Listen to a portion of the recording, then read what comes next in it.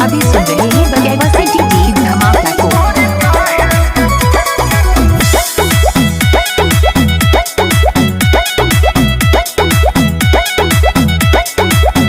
हमर कोमरे बाबू करोड़े बाहो भइल केतना लोगन के कमजोरी बाहो बुझलो बोल बेबी बोल। हमर कोमरे बाबू करोड़े बाहो भइल केतना लोगन के कमजोरी बाहो। हाँ तोरे चलते टीवी धरता। रसदार होई रसगोर कोमल कोली हो रसदार होई रसगोर कोमल कोली। तकोरी काहे के करलू गुमान हो कमरिया को भाला चली। तकोरी काहे के करलू गुमान हो कमरिया को भाला चली।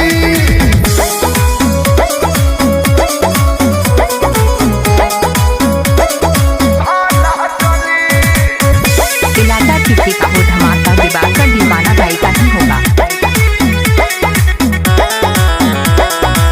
हमारा चक्कर में बाबू गिर जाइब खाले कोता जवानी ललिकन के हवाले। बोल बड़ा अधिकार काहे हो हमारा चक्कर में बाबू गिर जाइब खाले कोता जवानी ललिकन के हवाले। हमरा कुकर में तो हल्ला डाल गोली सीटी ना देना का। हमरा कुकर में तो हल्ला डाल गोली।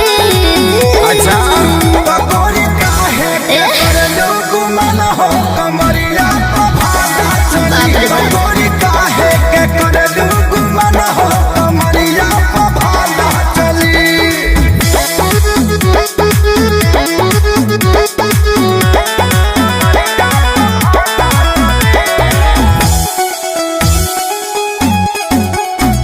अभी सुन रहे हैं दिवाकर दीवाना भाई।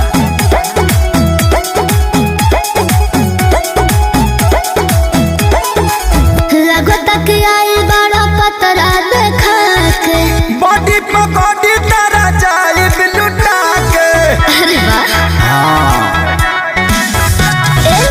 लगता कि आई बड़ा पतरा देखा के बॉडी पकड़ी तारा जाए लुटा के। सुनो बुझलू खेसारी तुम घूमे लो तू गली गली खेसारी तुम घूमे लो तू गली गली।